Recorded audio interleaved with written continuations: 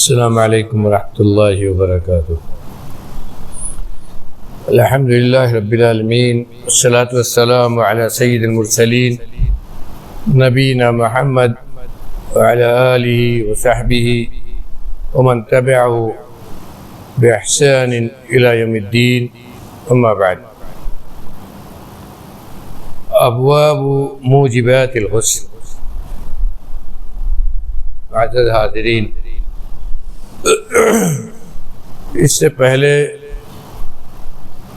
جو احادیث ہم نے پڑھی اور ان کا ترجمہ اور تشریح کیے، ان کا تعلق وضو سے تھا۔ وضو کیسے کیا جائے، وضو کے کیا فرائض ہیں، کس طرح سے وضو صحیح ہوگا، اور اس کے بعد پھر ان چیزوں کا بیان تھا جن سے وضو ٹوٹ جاتا ہے۔ یہ دونوں اس اعتبار سے بہت اہم باتیں تھیں کہ بغیر طہارت کے نماز نہیں ہوتی ہے۔ اس حدیث کو پہلے ہم سن چکے ہیں۔ نبی صلی اللہ علیہ وسلم نے فرمایا کہ اللہ تعالیٰ کوئی بھی نماز اس وقت تک قبول نہیں کرتا جب تک کہ وہ طہارت کے ساتھ نہ پڑھے۔ اور طہارت سے مراد شرعی طہارت ہے۔ ایک طہارت یہ ہے کہ آدمی ہاتھ پیر دھوئے رہے، صاف رہے، لیکن شرعی طہارت کہتے ہیں اس طریقے سے پاکی حاصل کرنا جو شریعت نے بتلایا ہے۔ اس میں پہلی چیز وضو تھی جس کا بیان گزرا۔ دوسری طہارت اس نجاست سے ہے جس کو نجاست کبریٰ کہتے ہیں۔ طہارت کا مطلب یہ ہوا کہ آدمی ناپاک ہے، اس کو پاکی حاصل کرنا ہے۔ تو ناپاکی جو ہے جسے شریعت نے ناپاکی کہا ہے وہ دو طرح کی ہے۔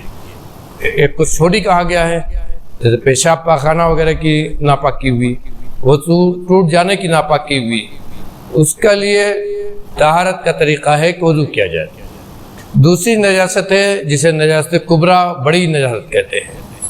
اس سے پاکی حاصل کرنے کا طریقہ ہے غسل ہے۔ غسل ایک تو عام ہے کہ ہم پانی کے اندر گئے، اپنا نہا لیا، لیکن یہاں جب نجاست سے غسل آپ کو کرنا ہے، اس نجاست کبریٰ سے پاکی حاصل کرنے کے لیے غسل کرنا ہے، تو اس کا ایک مخصوص طریقہ ہے۔ اس طریقے سے اور نجاست سے پاکی حاصل کرنے کی نیت سے، نجاست سے پاکی حاصل کرنے کی نیت سے اس طریقے سے جب ہم غسل کریں گے تب نجاست کبریٰ سے، بڑی نجاست سے پاکی حاصل ہوگی۔ ورنہ ہم پانی کے اندر گھس جائیں اور ایسے ہی جیسے غسل کرتے ہیں کر لیں، اس سے نجاست کبریٰ سے پاکی نہیں حاصل ہوگی۔ اسی لیے شریعت نے اس کو مکمل طور پر بیان کیا ہے کہ نجاست حسنی کیسے ہے اور اس سے پاکی کیسے حاصل کی جاتی ہے، اس کو مکمل طور پر بیان کیا ہے۔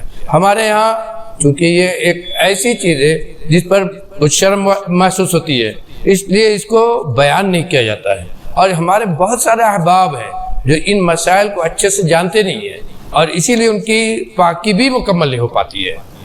اگر میں واقعات بیان کروں جو ہم لوگوں کو اپنے دعوتی میدان میں سامنے آتے ہیں تو آپ کو حیرت ہوگی کہ بغیر نجاست کے کتنے ہیں جو مسلمان نماز پڑھتے ہیں اور ان کی نجاست ہی ان کی طہارت ہی مکمل نہیں ہوتی ہے۔ کیوں؟ اس لیے کہ نجاست سے طہارت حاصل کرنے کا ایک مخصوص طریقہ ہے شریعت میں۔ اس طریقے سے اگر نجاست سے طہارت نہیں حاصل کی گئی تو پاکی نہیں ہوگی وہ، اور اس کے لیے نیت ایک بنیادی شرط ہے۔ کیوں؟ اس لیے کہ اس نجاست سے پاکی حاصل کرنا یہ عبادت ہے۔ اس نجاست سے پاکی حاصل کرنا مخصوص طریقے پر یہ عبادت ہے، اور کوئی بھی عبادت اس وقت تک مکمل نہیں ہوگی جب اس عبادت کے لیے اس کی نیت نہیں ہوگی۔ اس عبادت کے لیے اس کی نیت نہیں ہوگی۔ نیت کا مطلب زبان سے کہنا نہیں ہے جیسے احناف کیا ہے۔ نیت سے مطلب یہ ہے کہ آپ وضو کے لیے بیٹھے تو آپ کے ذہن میں یہ حاضر ہونا چاہیے کہ ہم وضو کرنے جا رہے ہیں، یہ حاضر ہونا چاہیے۔ اسی لیے میں نے وضو کے تعلق سے بیان کیا ہے کہ بہت دماغ حاضر کر کے وضو کے لیے بیٹھیں اور یہ سوچ کے بیٹھیں کہ ہم وضو کرنے جا رہے ہیں، اور تب ہم جب وضو کریں گے تو وضو ہوگا اور وہ وضو عبادت ہوگا۔ اسی طرح غسل کا بھی معاملہ ہے۔ یہاں سے ہم شروع کر رہے ہیں کہ غسل کن چیزوں سے واجب ہوتا ہے۔ پہلے ہمیں جاننا پڑے گا کہ غسل واجب ہوتا ہے، جو مخصوص غسل ہے جو شریعت کا غسل ہے، شریعت نے جو بتایا ہے طہارت پانے کے لیے، وہ غسل ایک مخصوص غسل ہے، ایک مخصوص طریقے کا غسل ہے، تو یہ بھی جاننا ضروری ہے کہ یہ واجب کب ہوتا ہے۔ دیکھیے شریعت کے جو احکام ہیں حقیقت میں اللہ رب العالمین کے بنائے ہوئے ہیں۔ اللہ رب العالمین انسانی فطرت کو اچھے سے جانتا ہے، کس طریقے سے اس نے پیدا کیا ہے، انسان کے اندر کہاں کیا کمزوری ہے، انسان کیسے گندا ہوتا ہے اور اس کو پاکی حاصل کرنے کے لیے کیا کرنا چاہیے، یہ پورا قانون اللہ کا بنایا ہوا ہے۔ اور اسی لیے جب اس کے اندر ہم غور کریں گے تو ہمیں نظر آئے گا کہ انسان کی جو فطرت ہے، اسی خلقت پیدائش میں اللہ نے جو چیزیں رکھی ہیں ان کے مطابق یہ احکام اللہ نے بنائے ہیں۔ یہاں پر غور کیجئے، انسان کے جسم سے پیشاب کے راستے سے جو لیکوڈ یعنی سیال جو ہم کہتے ہیں اردو میں، جو نکلتا ہے وہ 4 طرح کا ہوتا ہے۔ وہ صرف پیشاب نہیں ہے، 4 قسم کا ہوتا ہے جو شریعت نے بتایا ہے۔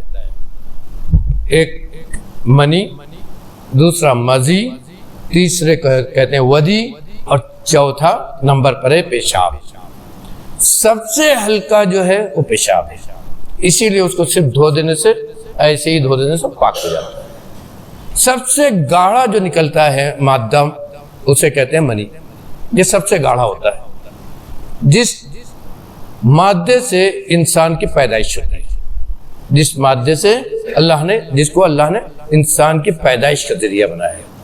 اس مادے کا انسان کے بدن سے نکلنے کا اللہ نے خاص سسٹم بنایا ہے۔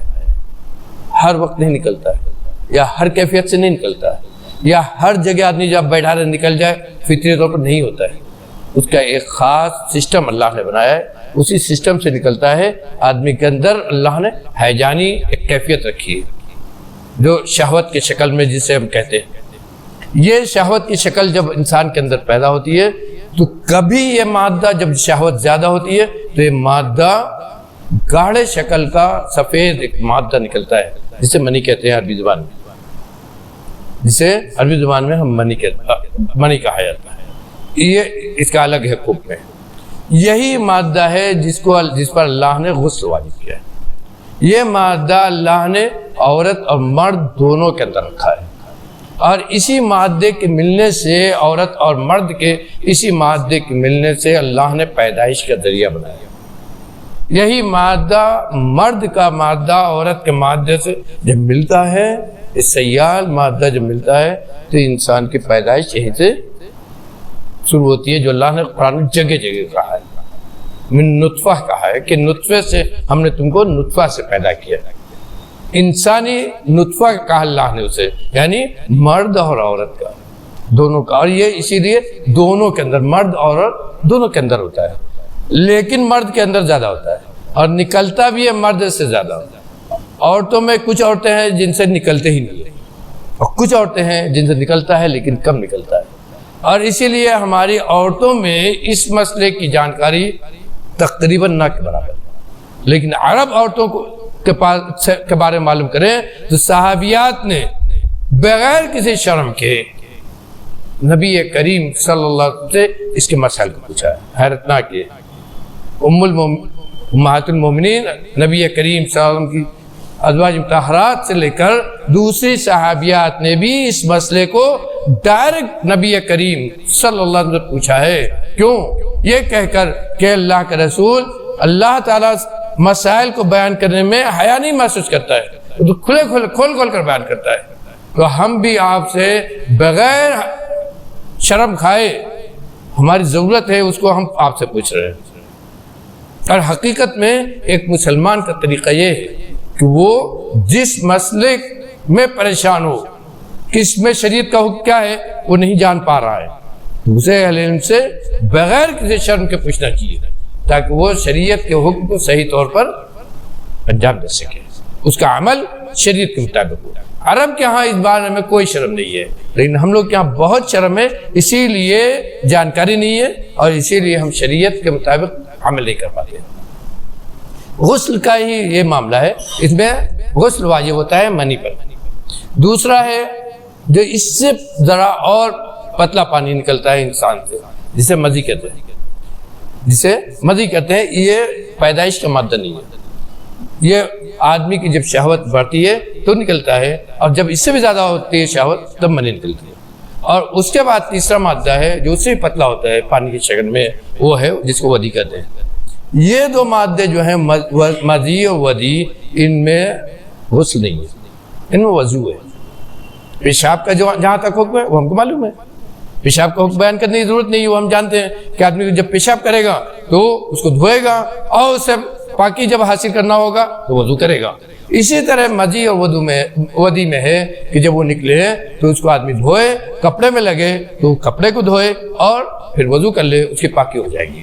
لیکن جب منی کا معاملہ آتا ہے تو وہاں غسل کرنا ہے، اور یہ غسل آگے حدیث میں آئے گا، حدیث میں بیان کیا گیا ہے، ایک مخصوص طریقے کا غسل ہے جو حدیث میں آئے گا۔ یہاں جو ہم شروع کر رہے ہیں وہ منی سے شروع کر رہے ہیں۔ باب الغسل من المنی، منی نکلنے سے وضو واجب ہوتا ہے۔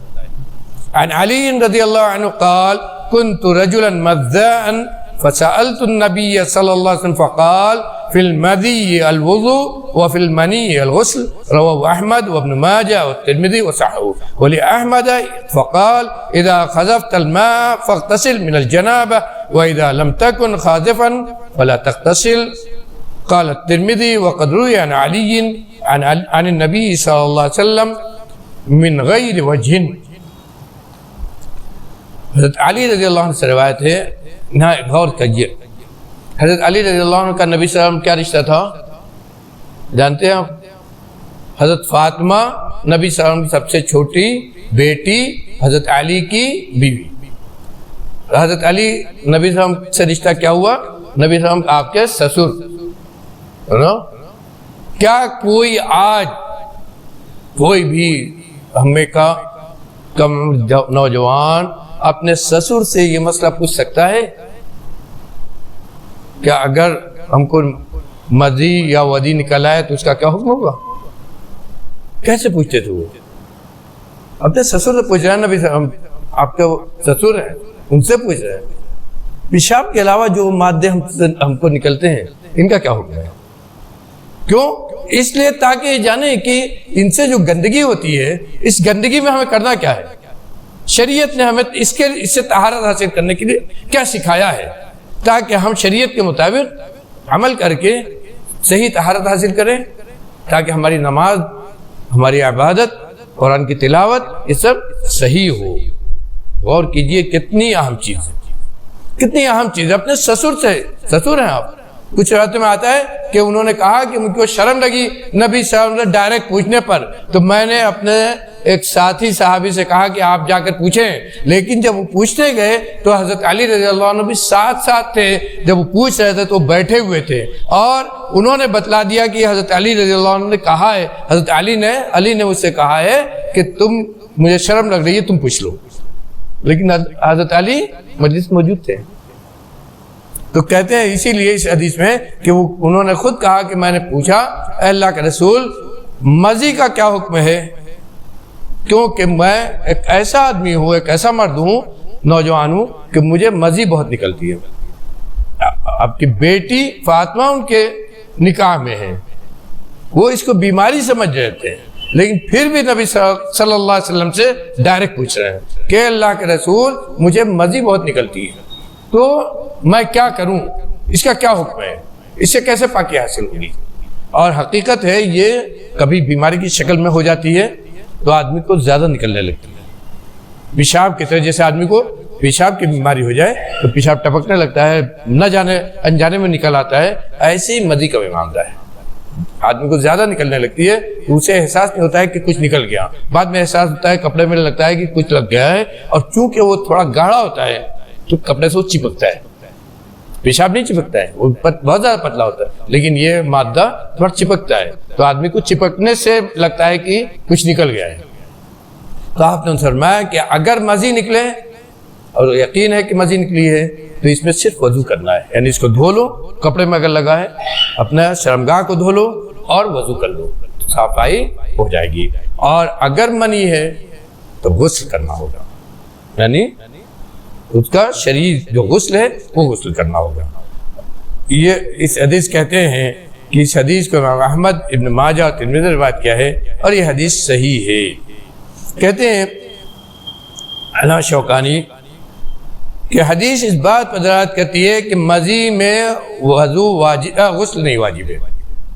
مضی میں مضی اگر نکلے تو غسل نہیں واجب ہے، اس میں وضو واجب ہے، لیکن اگر منی نکلے تو غسل واجب ہے، اور اسی سے معلوم ہوتا ہے کہ غسل منی کا تعلق سے غسل ہے۔ غسل جن چیزوں سے واجب ہوتا ہے، غسل شرعی جو ہم کہتے ہیں، وہ غسل مخصوص غسل جو شریعت نے بتلایا ہے وہ واجب ہوتا ہے منی سے۔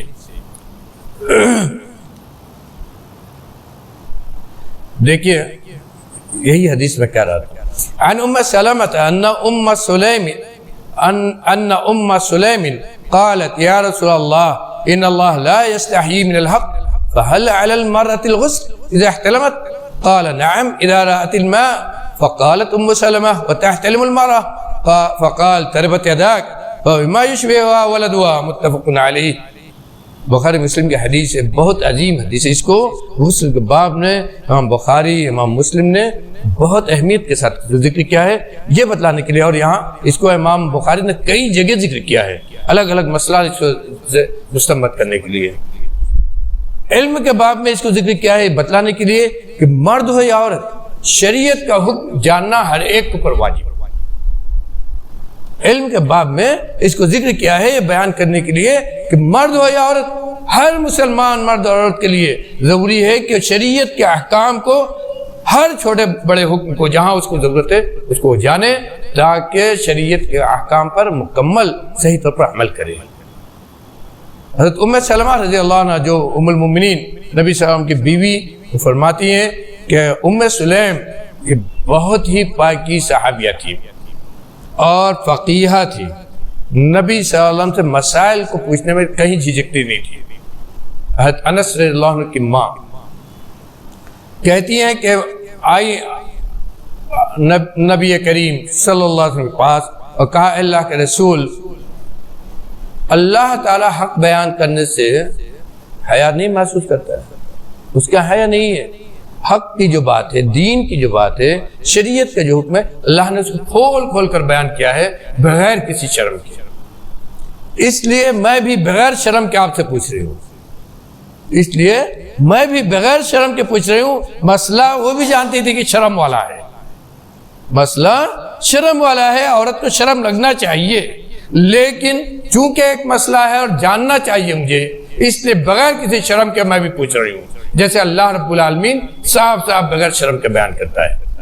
کہا کہ فَهَلْ عَلَى الْمَرْأَةِ الْغُسْلُ إِذَا احْتَلَمَتْ، اگر عورت کو احتلام ہو جائے تو کیا اس کے اوپر غسل ہے؟ احتلام کیا ہے؟ آدمی نیند میں سویا ہے اور خواب دیکھا اور اس کو منی نکلی تو اس کو احتلام کہتے ہیں۔ کہا کہ یہ اگر سونے میں ایسی کیفیت ہو جائے اور اٹھے دیکھے کہ منی نکلی ہے تو کیا اس کے اوپر غسل واجب ہے؟ عورت اگر اس کیفیت کو دیکھے، پوچھنا چاہتی ہے کہ اگر عورت احتلام کو دیکھے تو کیا اس کے اوپر غسل ہے؟ سوچیے، عورت ذات ہو کے عورت کے مسائل کو پڑھتی ہے، کیوں؟ اس لیے کہ یہ احتلام عورتوں میں بہت کم ہے۔ میں نے پہلے کہا کہ عورتوں کے اندر کم ہے اور نکلتا بھی کم ہے منی کا مادہ، اس لیے بہت ساری عورتیں اس مسئلے کو جانتی ہیں۔ انہوں نے کہا کہ اگر عورت کو احتلام ہو جائے، سو کر اٹھے دیکھے کہ احتلام ہوا ہے، منی نکل گئی ہے، تو کیا اس کا غسل واجب ہوگا؟ تو انہوں نے کہا، آپ نے کیا فرمایا؟ آپ نے بھی شرم نہیں محسوس کی، کیا فرمایا؟ حضرت ام سلیم آپ کی بیوی نہیں تھی، صحابیہ، ایک عام صحابیہ آ کر پوچھتے، آپ نے کہا ہاں اذا رات الماء، اگر عورت بھی سو کر اٹھے اور دیکھے کپڑے میں منی کو تو اسے چاہیے کہ غسل کرے، اس کا غسل واجب ہوگا۔ حضرت ام سلمہ کہتی ہیں میں نے پوچھا اے اللہ کے رسول، کیا عورت کو بھی احتلام ہوتا ہے؟ کیا عورت کو بھی وہی ہوتا ہے اسی طرح جس طرح مرد کو ہوتا ہے؟ تو آپ نے کیا کہا؟ تربت یداک، تیرے ہاتھ خاک آلود ہوں. یہ بتاؤ کہ بچے میں جو مشابہت ہوتی ہے کبھی ماں کے سے ہو جاتی ہے, کبھی باپ سے ہوتی ہے, کبھی باپ کے رشتہ داروں سے ہوتی ہے, کبھی ماں کے رشتہ داروں سے ہوتی ہے, تو یہ مشابہت کہاں سے آتی ہے؟ یہ مشابہت اسی پانی سے آتی ہے. مرد اور عورت کا پانی اللہ رب العالمین نے ماں کے پیٹ میں ملایا ہے انسان کی پیدائش کے لیے. اسی پانی کے ملنے سے یہ مشابہت آتی ہے. دوسری حدیث میں ہے کہ اگر مرد کا پانی عورت کے پانی پر غالب آ جاتا ہے تو مشابہت یعنی باپ کی اور باپ کے رشتہ داروں کی آ جاتی ہے, اور عورت کا پانی اگر غالب آ جاتا ہے مرد کے پانی پر تو عورت کی طرف کی مشابہت یہ لڑکے پر غالب ہو جاتی ہے. اس حدیث میں یہ بھی ہوتا ہے. اور کیجئے کوئی نبی صلی اللہ علیہ وسلم کے ڈاکٹر نہیں تھے, اللہ کی طرف سے آپ کو بتایا گیا, اسی لیے کہا جاتا ہے کہ یہ آپ کی نبوت کی نشانی ہے. یہ نبوت کی نشانی ہے آپ کی کہ اللہ کی طرف سے آپ ڈاکٹر نہیں تھے, لیکن بتایا گیا کہ انسان جو پیدا ہوتا ہے تو اللہ تعالیٰ کیسے پیدا کرتا ہے, اور اس کی پیدائش کا ماں کے پیٹ کے اندر اللہ تعالیٰ کیسے انتظام کرتا ہے, کہاں سے شروع ہوتا ہے پیدائش, کہاں سے شروع ہوتی ہے. اللہ تعالیٰ نے اپنے نبی کو بتایا, اور نبی نے بتایا کہ دونوں مادہ جب عورت اور مرد کا مادہ ملتا ہے ماں کے پیٹ میں جا کر تو وہاں سے یہ جو ہے مشابہت بھی آتی ہے. بچہ باپ کے مشابہ ہوتا ہے, باپ کے رشتہ داروں کے مشابہ ہوتا ہے, اور اسی طرح ماں کے مشابہ ہوتا ہے, ماں کے رشتہ داروں کے نانیال کے بھی مشابہ ہوتا ہے, اور یہ اسی پانی کے ملنے سے ہوتا ہے. تو گویا یہ پانی جو ہے مادہ منویہ جسے ہم کہتے ہیں اردو میں, یہ عورت مرد کے اندر بھی ہے, عورت کے اندر بھی ہے, اور دونوں سے نکل سکتا ہے. تو جس سے بھی نکلے, اگر کپڑے میں دیکھا سو کر اٹھنے کے بعد تو دونوں کے اوپر غسل واجب ہوتا ہے. یہاں ذکر کرنے کا یہی مطلب ہے کہ اس سے غسل دونوں پر, مرد پر بھی غسل واجب ہوتا ہے اور عورت پر بھی غسل واجب ہوتا ہے. اللہ تعالیٰ ہمیں کہنے سے زیادہ عمل کرنے کی توفیق دے, مسائل کو سمجھنے اور مسائل کے سلسلے میں اشتباہ سے ہمیں بچائے, اور مسائل کے پوچھنے کی ہمت اور توفیق ہمیں عطا کرے تاکہ ہم شریعت کے مسائل پر, شریعت کے احکام پر صحیح طور پر عمل کر سکیں.